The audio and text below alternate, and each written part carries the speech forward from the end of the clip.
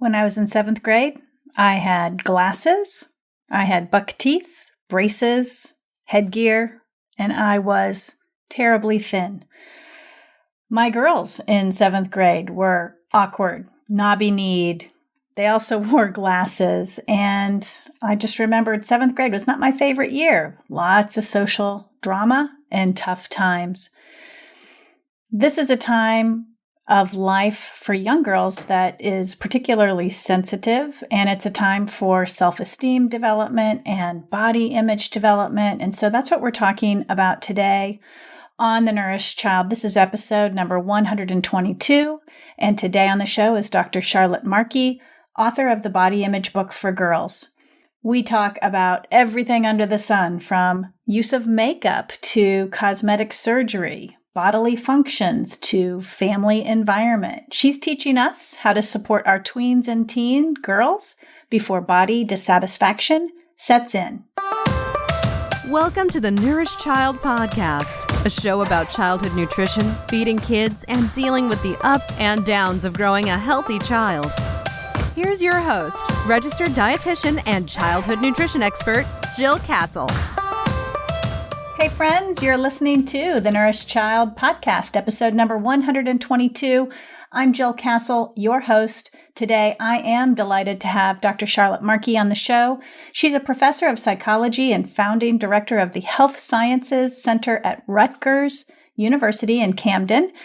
And Dr. Markey received her doctorate from the University of California in health and developmental psychology with a focus on eating behaviors and body image.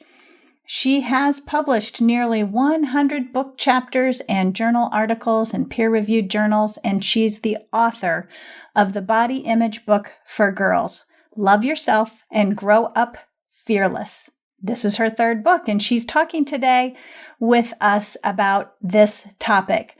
We're talking about how to focus on your bodily functions, how girls learn they are valued by how they look, how to augment physically focused comments with body functionality, why you shouldn't ignore your daughter's questions about her body or her self, how the family environment and parent self-awareness is key to body satisfaction. And of course, we'll talk about dieting and body image, the mental health of young girls, and so much more. You can find the link to her book and all the links we mentioned today in the show notes at jillcastle.com/122. That's /122 for episode number 122. Did you or were you able to catch the last episode on the podcast? I dove into the latest research and thinking around feeding and nourishing infants in the first 2 years of life. It's episode number 121, and it is definitely one you don't want to miss, particularly if you're a new mom or know a new mom or you're a professional taking care of babies. Also, if you're a nutritional professional, you might be interested in my program called Thrive. It's a mentoring and mastermind program for growing your business, specifically finding your niche, developing your brand, and your marketing plan. I'm getting my 2021 group together, so if you're interested in really figuring out what you want to do with your business and mapping out your 2021 strategy for growth, let's get the ball rolling. I have a link in the show notes around the details of the program and how you can hop on a call with me to discuss what your future business plans are. So, that being said, I hope you enjoyed the show, and here's Charlotte Markey. Hello, Charlotte, and welcome to the Nourish Child Podcast. Hi, thank you for having me. I'm super excited to talk with you today about body image and girls. You have a new book out called The Body Image Book for Girls. I have it in my hand right now. But before we get talking about the book, I'd love to hear for you to tell us in your own words about yourself and the work that you do and how you got into doing this kind of work.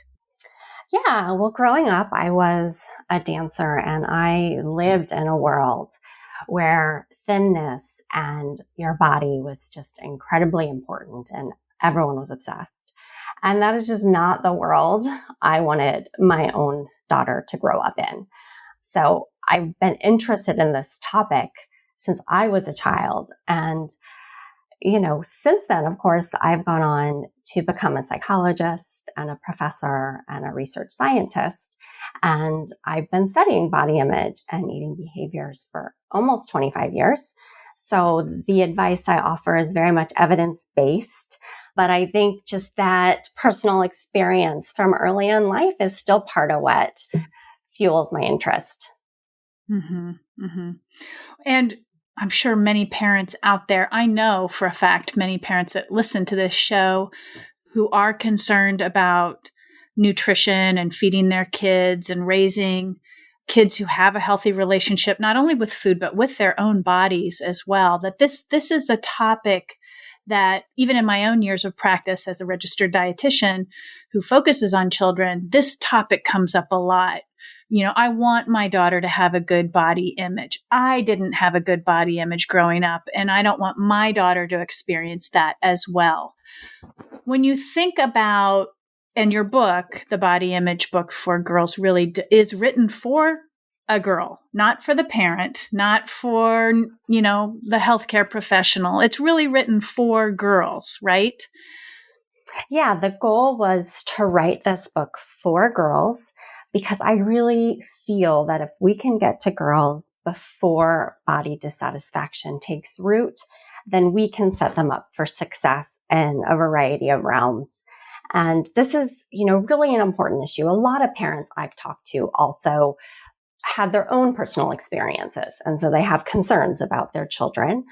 But, there was a survey in the spring that found that 40% of young adults would rather get COVID-19 than gain 25 pounds while sheltering in place. So young people would rather get a potentially deadly illness than gain weight, right? And I think that really just captures what a problematic mindset so many young people develop when it comes to their bodies and weight. Mm-hmm. You mentioned let's get girls before this becomes an issue. When does it become an issue for girls? The first research study I ever did, we were looking at 5-year-old girls, and we thought we were collecting baseline data. In other words, we wouldn't find anything. It would just be kind of the blank slate. And we already found about 20% of girls exhibiting signs of body dissatisfaction that young. So this can begin really young. I do think that around the tween years, 5th, 6th grade, before puberty is in full swing, is a really excellent time to introduce a lot of these topics to girls, which is why that's sort of the age range I targeted the book towards, because you can have a little more advanced dialogue at that point. And some of this gets complicated. So not that we shouldn't be as young as 4 or 5 starting to introduce really healthy ideas about food in our bodies. But I think, as girls start to enter puberty and adolescence, we need to up our game in terms of the kinds of conversations we're having. Mm-hmm. And so just to set the baseline for parents out there who may be listening to this show, how do you define body image? I define body image incredibly broadly. So it's not just a superficial concern about your appearance. It's really how you feel about yourself. Body image influences how we interact with the people in our world, what kinds of adventures or lack of adventures we delve into as we become adults. It kind of just everything psychologically about how we feel about ourselves. Mm-hmm. And you probably wouldn't really change this definition for boys, would you? Or are there nuances that differentiate this sort of topic between boys and girls? I definitely wouldn't change the general definition for boys. And I am actually currently working on the body image book for boys. Yeah. I was going to ask you that. Yeah. And, it is really interesting that we've spent as researchers and probably parents and teachers and healthcare providers a lot of time, I think, thinking about or worrying about girls when it comes to body image, and much less time focused on boys. And I think that's because we just weren't looking for the right signs always. Just boys' concerns do tend to manifest a bit differently, and they don't feel comfortable really talking about these issues in the same way that girls do. So it is a little bit of a different animal. Well, and plus society, I think I personally think that we're still very much in the mindset of boys shouldn't show their emotions or talk about quote unquote soft topics like this. And maybe that has an influence as well. Absolutely. And that's something I'm actually trying to jump right into and address in the first chapter of this book that I'm working on for boys. That, basically talking about mental health issues is really important, and that there's hope for the next generation of boys that they can be better at this if we socialize them to be better at it. Yeah. So in the book, and it's a very attractive book with lots of illustrations and quotes and call outs and stories, which I'm pretty sure people will find very engaging. Thank you. Yeah, you're welcome. You devote a whole chapter about techniques for loving your body. Can you talk to us about one or two of those here? Yeah. So I think one of the first things and most important things is for girls to think more about, and for parents to help socialize their daughters to think more about their body's functionality. So what that refers to is, how do our bodies work for us? What is their function? Right? So our bodies, of course, look outwardly a certain way, but they also do an incredible number of things for us, right? Everything from helping us to learn, to helping us move around physically in the world, to engage with people. And when we take all those functions for granted, and when we spend a little more time and energy, research suggests, focusing on these functions and taking care of these functions, in other words, fueling our body so that we can exercise, sleeping well so that we feel good, thinking about sort of the basic physical health of our bodies and how we operate, then body dissatisfaction seems to decrease. So it's just kind of looking at things, reframing things a bit. So I think that that's perhaps one of the most important things, is to be focusing on functionality. And so if you were working with a parent on this topic, how would you sort of coach a parent through teaching their child to focus on functionality? I think a lot of it has to do with the feedback we offer our kids. So especially when it comes to girls, I think there's just a really long social history of commenting on their appearance. And so our parents did this to us, and then we do this to our children, and we don't mean anything harmful by it. But then girls learn that they are valued for how they look. And so it's hard. I mean, I have a teenage daughter, and I know it's hard because I will say to her regularly something about her appearance still, even though I'm very cognizant of all of this. And it's not that we have to eliminate that as much as then we need to also augment it with, something about their physical functionality. You looked really great in that volleyball game today. It's amazing how, my daughter's relatively petite actually, but she's strong, she's pretty tough. And so I like to really focus on that, saying that, you have a lot of physical strength. It doesn't always seem obvious, but you are a strong person.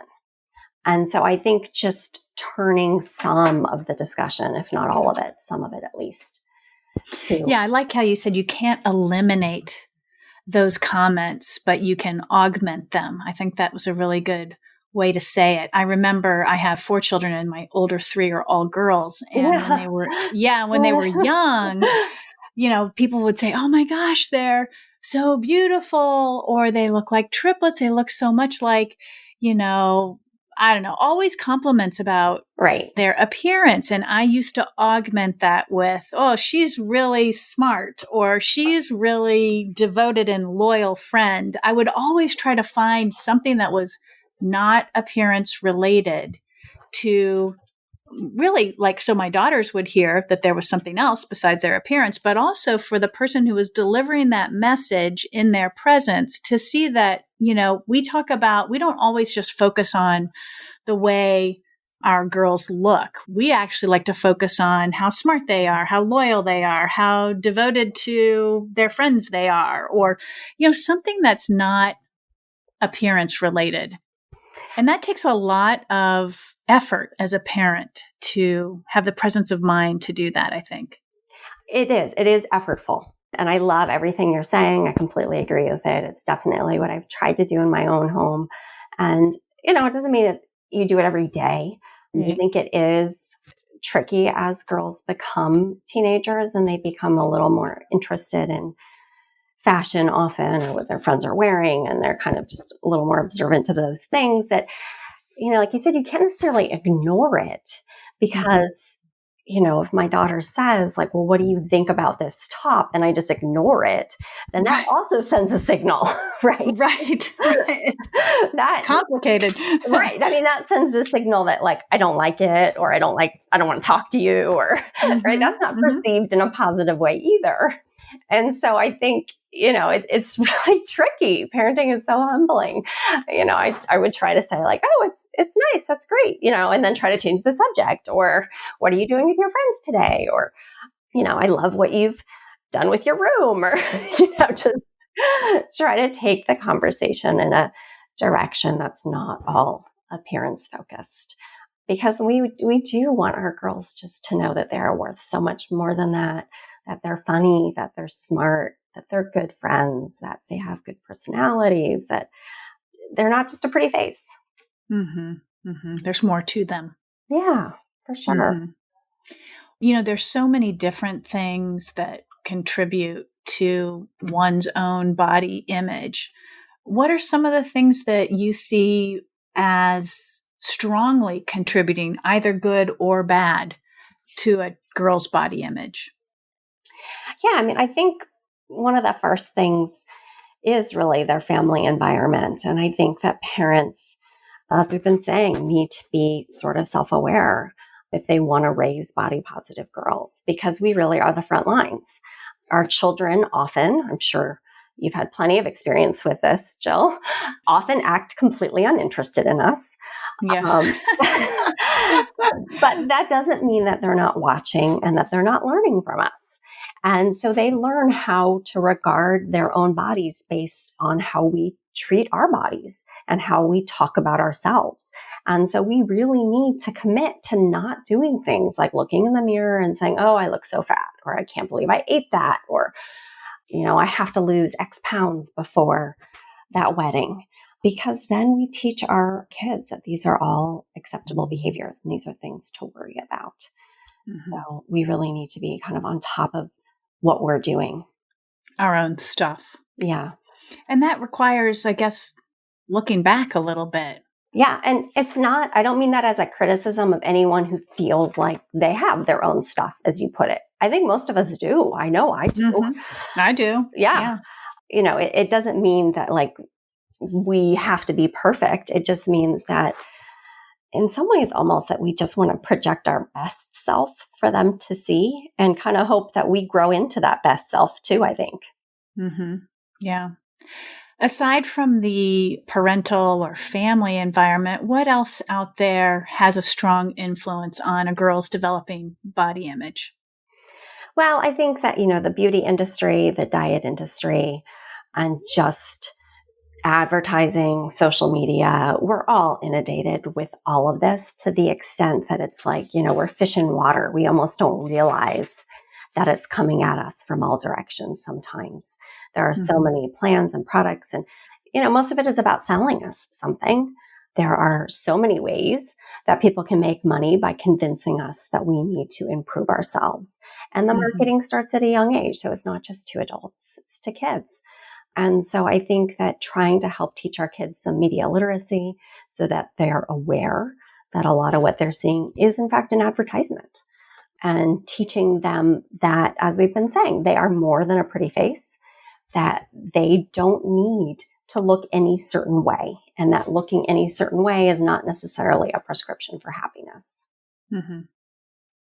You do a really good job in the book, I thought, of talking about photography, photoshopping. Can you sort of explain to parents in a way where they could take what you're saying and really translate it to their own child, sort of prepping them for the conversation about the images that they see in advertising on social media?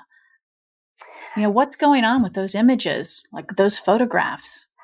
I mean, I think as adults, we know this and we're still sometimes fooled or we forget because I think we're so vulnerable in how we think about ourselves and our appearance that we have a hard time being objective. But, the images that are available to us for the most part are all edited. And I have spoken with and worked with professional photographers and they say everything. No, not 99%, like 100%. We have the technology. It's so easy to change the images we see. And as far as celebrities, of course, they have teams of people doing this to make them look, quote unquote, perfect. And there's just no reason for us to compare ourselves to most of those images. It's tempting. It's normal to socially compare ourselves. And yet it's really important to pull back from that. And I think to teach our girls that this is not the standard. These are not normal people. These are not real images. They're fake essentially. And, if you wanted to spend 8 hours at the gym and then you had a makeup artist and a hair artist and someone doing professional photography and photoshopping and having the lighting just perfect and, on and on, you'd look perfect every time too. Mm-hmm.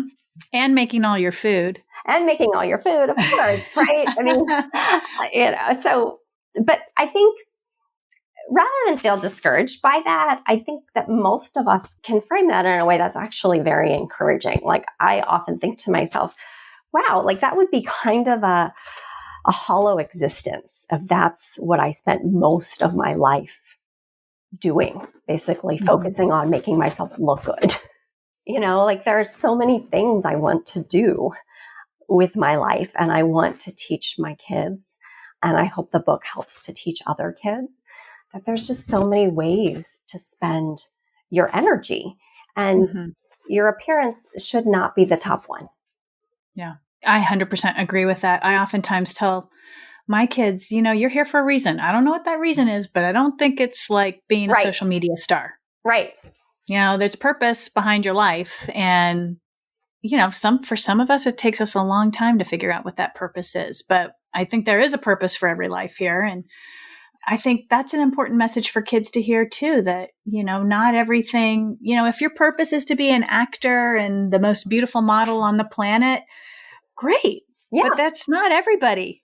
And it's a real minority of people that's their purpose. And I mean nothing disparaging towards those people. So I think that's wonderful for people who are great at that and that's their calling. But as you say, I think for most of us, there's a lot we can contribute to the world. And it may be one big thing or a whole bunch of little things. It may be on a broad scale. It may be just the people in our family and around us that we influence in some positive way.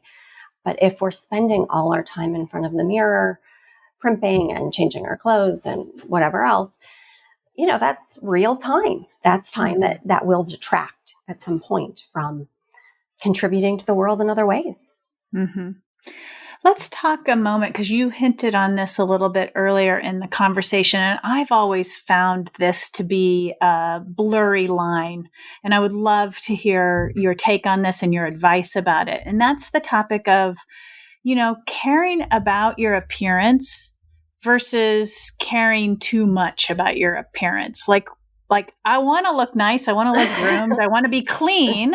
Yeah. Right? Yeah. But where is that line where I'm caring too much about looking pretty, having the latest fashion, my hair is perfectly straight? Well, I mean, all these little things. It's so nuanced.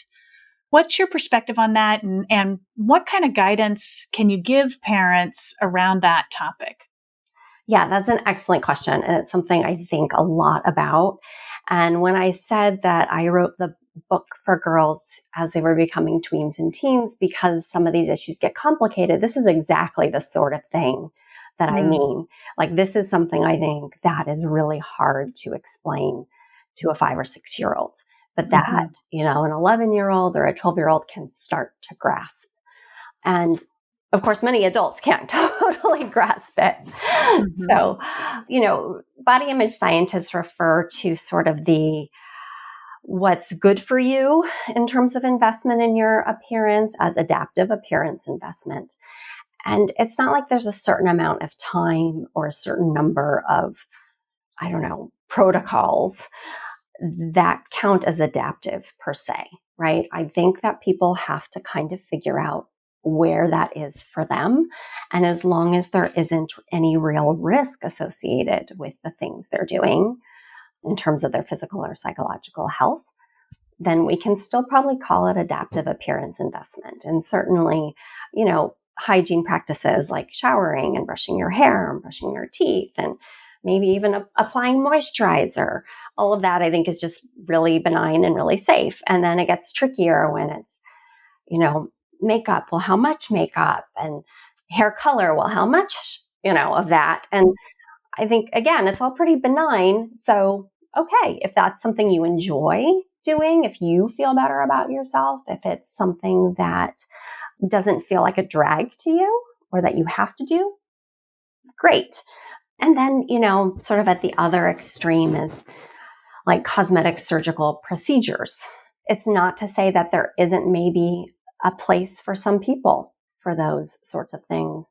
And again, I don't mean this in a judgmental way, but I think that just the inherent risk goes up notably then. And so that's where we really, before then, but, at that extreme, we need to really pause and think about, well, what are we doing here then, if this is what we feel is necessary? And I think young girls, as they start puberty, they start to kind of play with this more, right? Like, what is important to them. And I think as parents, there's some value in giving them a little space, so I remember my daughter really being interested in makeup, and I thought she was kind of too young. But I also thought, well, if I make this a really big deal, then it's going to become a really big deal. And I don't want that. Right. So, it's like we say in my industry, if you make food a big deal, it becomes a big deal. Exactly. Right? And a lot of that is the same, I think, in terms of sort of other beautifying processes, right? If you feel like it's necessary, then it becomes necessary. And, I think with our girls sometimes, again, there's nothing really inherently harmful if they want to put on some eyeliner or something. It does get blurry though, because I oftentimes found myself with my own girls thinking, okay, is this just a developmental milestone we got to go through? We need to a little experiment here. Or is this going to last? And is this pathological? Are we on a path to a negative body image? And I think that's where, as a parent, it can just get so confusing. And when we don't know, we get nervous and fearful and might intervene in ways that aren't helpful. Yes. Absolutely. So in controlling ways, you are absolutely not allowed to wear makeup. Right. You are not allowed to dye your hair purple. My daughter did that once. Yeah. And I was like, inside freaking out big time. I was like, oh my God. And then I got to the point where I was like, it's hair. Who cares? It's going to grow out. Is she going to be purple for the rest of her life? Probably not. Yes. I think all of this is hard, and it becomes, during adolescence in particular, not just about the hair or the makeup. It becomes a control thing. And so as parents, I think, not that we don't want to, have some parameters, and not that we should just let our kids go and do whatever they want. But if we're not careful, we're having a battle we don't want to have about, as you say, hair color or makeup. And what they're really doing is just trying to exert some independence, and they want to feel grown up. And if we just kind of say like, okay, then it's less interesting to them, frankly. Mm-hmm. Mm-hmm. So I think you know, every kid is a little different too. So I don't know that there's a one size fits all set of recommendations here, as much as it's important to be aware of what you're modeling, aware of how you're interacting with your kids, thinking about, are you having a problem because they look older and that's startling to you, because they want to do things you don't think they're ready for? Like, what is it that's underneath perhaps your concern about kids playing around with something like makeup, right? Mm-hmm. Mm-hmm. Yeah. And I think, one of the things that your book does is, again, it targets girls. And so you're investing in their understanding of all the influences on their body image and helping them understand how they can be empowered to develop the body image that they want to develop. Yes. And I do think it's really important to empower our girls. I don't think it's quite as significant a problem for young boys oftentimes. But again, there's just a social history of valuing girls for their appearance and restricting their options more. And we really do see, marked social change as far as this goes. And yet we want more social change, right? So we want our girls to feel really empowered, to feel like they can say, no, I don't want to wear makeup, or no, I don't want to dress like that. Or, not that they have to be completely counterculture or anything, but just that they can exert themselves and they can go out and feel secure in who they are. Kids change a lot. Their nutrition needs, eating habits, and food preferences do too. So much so, it can be hard to keep up. The Nourish Child, a website designed for parents who want more nutrition education, helps parents like you get crystal clear on raising good eaters. We've cracked the code on nourishing the whole child, whether you're raising a baby, a teen, or a child with health concerns. Our nutrition school and parent education programs help you get the inside scoop on food and nutrients, positive food parenting, and building self-motivated, autonomous kids who are good eaters. Visit thenourishchild.com today.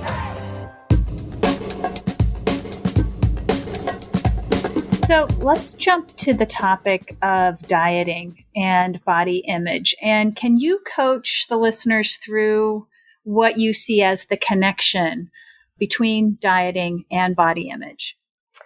Yeah, it's very much a reciprocal relationship. So oftentimes people feel dissatisfied with their bodies and they think that going on a diet so that they lose maybe a little bit or possibly a lot of weight will improve how they feel about their bodies, right? I don't feel good about how I look, so I will do this set of behaviors and feel better.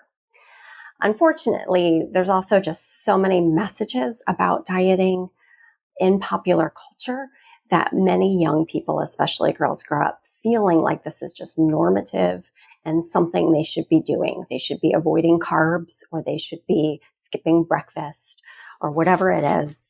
And that actually then fuels, I think, their concerns about weight in their bodies, because those messages attend to their weight and bodies. Right. Mm-hmm. So it kind of works both ways. And the fact that dieting is so incredibly ineffective, and so people often just end up in this cycle across their adolescence and entire adulthood in some cases. You can just keep, as we call it, yo-yo dieting forever. It can just be an endless cycle. Mm-hmm. The connection between not only just dieting and body image, but the connection between just your outlook on food and that relationship with food. And I really like to think about and talk about, how we as parents build that relationship with food, even as early as the high chair. It really isn't, it's such an ongoing, integrated, entwined thing, eating and how you feel about food and how you feel about your body. And it's just so tied to body image. What you also talk in the book about mental health and eating habits. And I'd love for you to sort of highlight why that's important, because I'm not sure parents are really thinking about their children's mental health as it relates to eating. Yeah. It's interesting, because when I started writing this book, it was meant to be about half the length it ended up being. That always happens. Yes, I'm usually very good at making a plan and sticking with it in terms of my professional endeavors anyways. So I was really shocked that, I expected to talk about eating disorders because of their really obvious link with body image. And then as I did more interviews with girls, they were bringing up general mental health concerns more too. And even concerns about, other physical health problems or disabilities. Or I feature a story from a girl that had diabetes and how that impacted how she felt about her body. And that was just, I think, a really, really great example of sort of the interplay between the physical and mental health issues that people experience. But, I think not having a good relationship with food and a good sense of body image, a positive body image, is really not only associated with eating disorders, right, which are the deadliest psychiatric disorder with a 10% fatality rate. It's also associated with depression and anxiety. And depression, especially, we know, disproportionately affects girls and women. And so we really aren't just talking about, like I said, a superficial concern. We're talking about our young people's overall mental health. Over the recent years in my own practice, just an increasing level of anxiety as it relates to eating. Not only just, your traditional eating disorders like anorexia and bulimia and binge eating disorder, but also ARFID, or that extreme picky eating, is a huge anxiety component to that. The mental health aspect on eating, I think, is a growing concern. I see it in my own practice as something that comes up more and more. From emotional eating, not regulating your appetite, using external cues like emotions to regulate.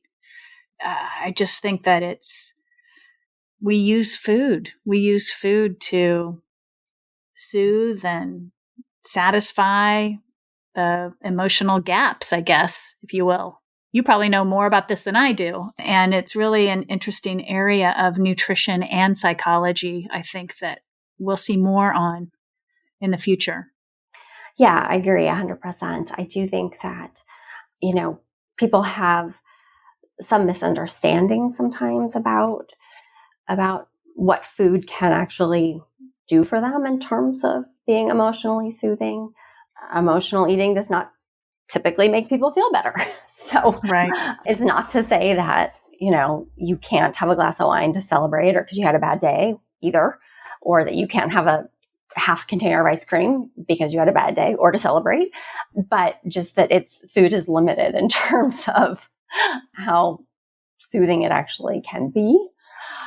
And I think, it's something that's really of concern given the current environment that we're all living in with a global pandemic, that food has really taken on a different meaning for a lot of people. And there are some good things about that, I think, that people are in some ways more planful perhaps, or savoring, looking forward to meals.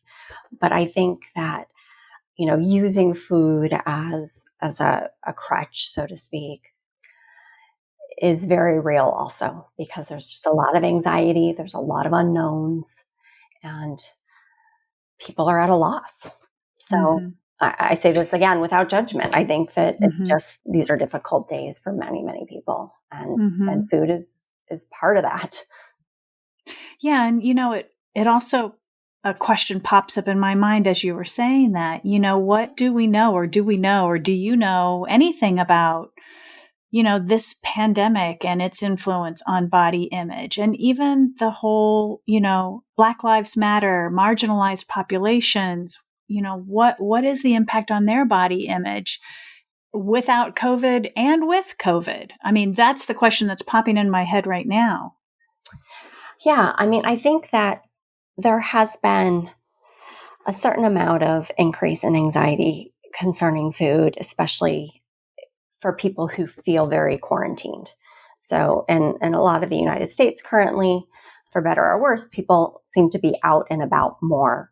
And so I think that is a little bit different than when people felt like they were really not able to leave the house and they had to sort of restructure and rethink how they procured food and prepared it and when they were eating it and all of that. But, this is why we have hashtags like quarantine 15 trending, because being home and having habits change and having access to food change, it's been part of the anxiety for people. And, we can't control, most of us feel, this virus or the larger world around us, but what can we control? Well, we think we can control our bodies.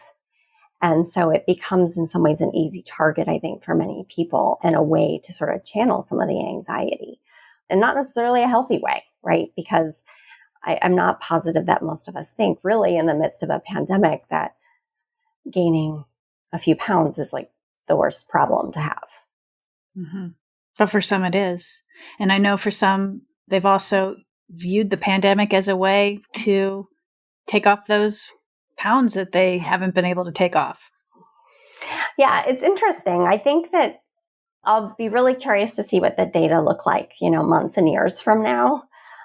Some data I've seen from Withings, which is like the electronic scale and app company. And so their scales connect to online sources. And so they can show that people anyways who are in the socioeconomic bracket that have these sorts of scales have not really gained weight anywhere in the world. So it's like, maybe half a pound. Again, I think this is, not a representative sample because it's people that have these high-tech scales. But it's interesting that I would bet those are still some of the people who are feeling anxious about their weight, even though they really haven't gained weight. I think it'll be really interesting to see what other data that's more representative show across time. Did people actually gain weight? Did they lose weight? I think that these, kind of Fitspiration type messages that maybe we see on Instagram of the people who are taking the time at home to exercise more, my guess is that they are the minority. But we'll see. Are you worried about those girls who may have a poor body image during this time, during this pandemic? Yeah. I mean, what worries you about them? Well, I think anytime that we're in or anyone experiences any kind of extreme stress or some sort of crisis, it has a tendency to exacerbate underlying concerns or issues. So if you're already a little bit anxious and then like the whole world is anxious, you're going to feel more anxious.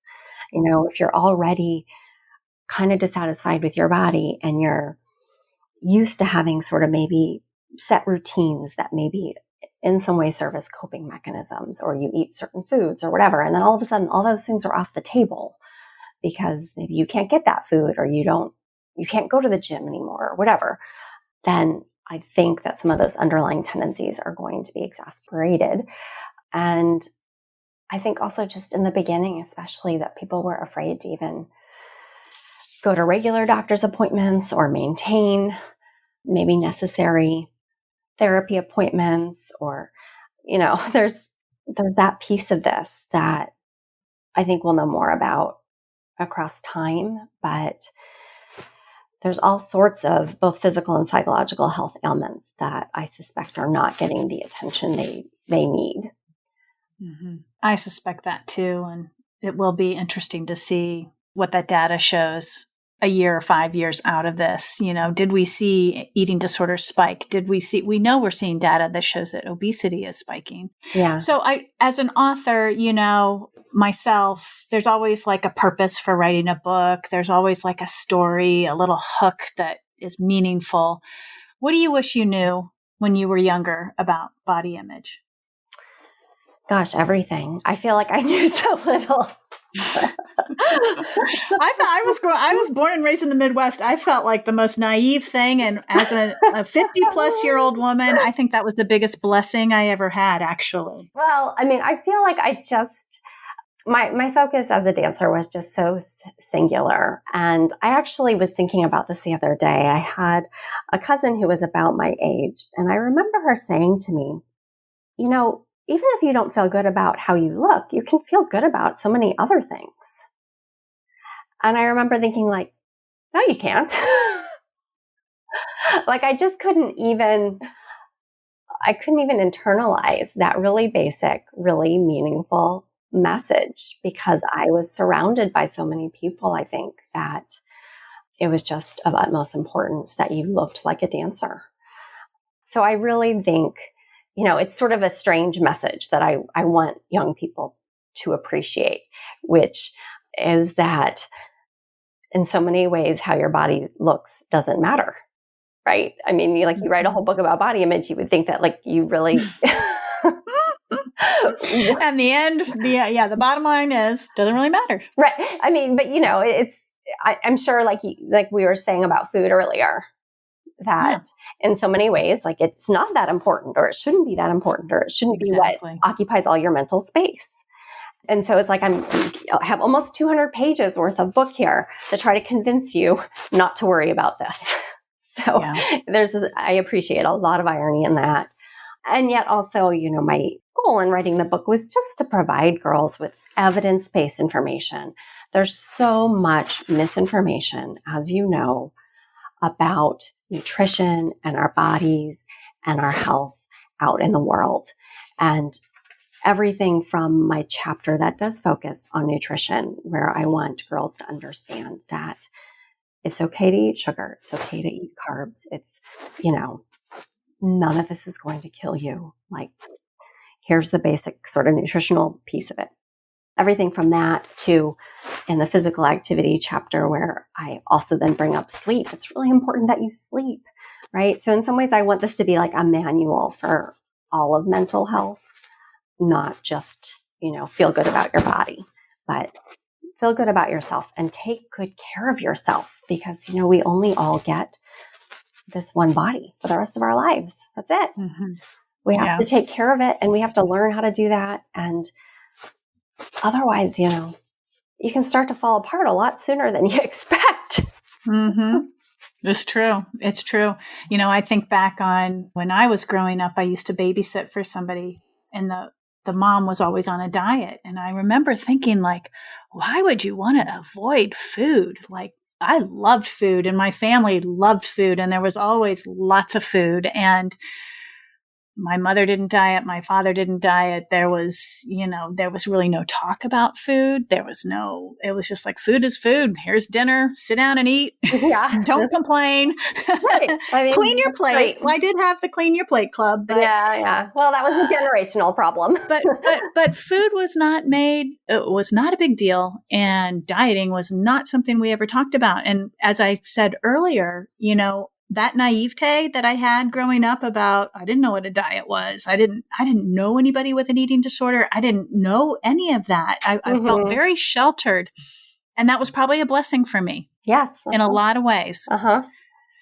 Yeah. Yeah. I too, being the mother of girls who are now young adults, it's just the messaging of, this is your body. This is all you have. Take good care of it. Appreciate it. You will be 50 one day and look back on those pictures of yourself in college and think, what was I complaining about? Yep. It's so true. And, I think that there's so many wonderful things about being a girl or a woman. And I think it's important for girls to appreciate that, take care of themselves. Like I said, be empowered. I want this book very much to be a reference. That's why there's an extensive glossary and index. So, I kept finding more things. I felt like, I would want my own daughter to have access to this information in an accessible way, right? Everything from what is the Me Too movement? What is harassment? To what do I do if my friend has an eating disorder? Yeah. So it's a lot of territory. And yet, as you pointed out, I think I made great effort, and I had a wonderful team at my publishing house, Cambridge, who really, really worked on including illustrations and trying to make it fun and accessible so that it doesn't look like a dictionary. It looks like a book for kids. So it's a beautiful book. It's a very attractive book inside and out. And I just want to circle back and say it does matter because of the world we live in today. Yeah. It doesn't matter, but it does. And that's why this book is needed. Yeah. I think that's exactly right. Charlotte, how can parents and girls find you, find your work, and find this book? Yeah, so we have a webpage for the book, which is just thebodyimagebbookforgirls.com. And there are links from that webpage to the first couple of chapters of the book, ordering the book, videos describing things about the book. So that the webpage has a lot of good information there, I think. And my, personal researcher webpage is just charlottemarkey.com. But, I think there's lots of information I've put out into the world at this point. So it's not too hard to stumble across it between social media and web pages and everything. So I hope people really will, buy it for their kids. And I've had a lot of parents actually who have read it so far and say that they learned things. Oh, yeah. Even colleagues. And so that was really rewarding because I've had many people read drafts and, it's been a very iterative process to get this book out into the world. And it's so rewarding when, your friends or family members say that they learned something and that they want their kids to have access to this information. And so it's been really just a journey, and I'm so grateful to have been able to do this. I hope it finds its way to many girls. I do too. And I will just also plug it for the young adult women in the world. I think it's for my 23, 22, and 20-year-old daughters, I think it's a great read for them too. Great. Yeah, that's wonderful to hear. All right. Well, have a great day, and thanks again. Yeah, great. Thank you. All right. Well, I thought that was a great conversation. There were a couple of things that stood out to me as I was interviewing Dr. Markey, and that's number one, her statement about young adults feeling like they would rather get a life-threatening illness than gain 25 pounds. That was a shocker to me. And it's a statement of where we are in our value system around weight and appearance. And we have to be careful with that because obviously our value system trickles down to our children. She also said, quote, "We want to project our best self for them," meaning our girls, "to see and hope we grow into that best self too." That really resonated with me because I think we all have our stuff and we have our history, we have our fears and our baggage and all that stuff, particularly as moms raising girls, and we need to work that stuff out too.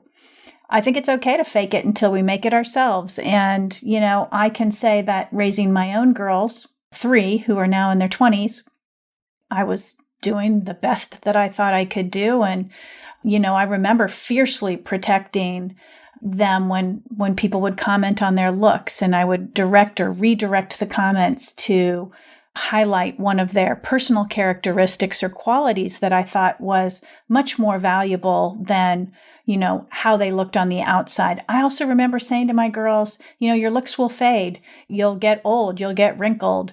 Your breasts will sag. You'll get, cellulite on your legs. It's inevitable. It happens to everyone. And there's no shame in that whatsoever. This is the natural process of our bodies. And so to put so much emphasis on appearances and de-emphasize what really matters, which is your heart, your soul, who you are on the inside, your characteristics, your character, I think that's a disservice. So I hope that you listeners out there, especially moms of girls, take a moment to pause and ponder what you've heard today and what you've heard Dr. Markey talk about, because I think it can be really good insight to just take a moment and think about how you are talking to your children and what you are role modeling on a day-to-day basis and where you might be able to tweak things for the better a little bit.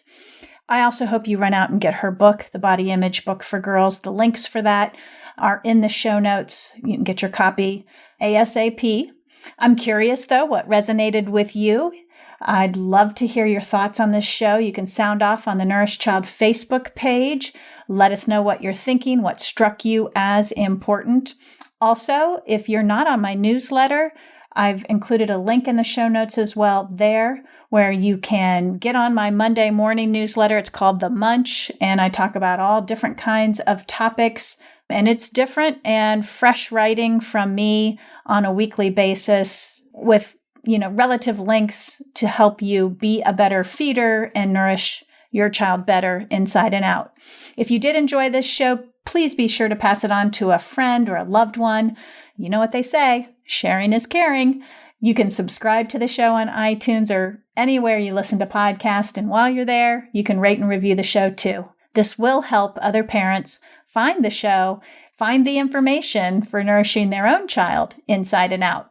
As always, I'm always appreciative of your listenership and for joining me today. Stay well. I know for some of you, you are located in states that are experiencing a resurge or a new surge in COVID-19. So I just want to wish you well. Stay safe, protect your family, stay healthy as much as you can. And most importantly, do not forget to give that girl in your life a loving squeeze today.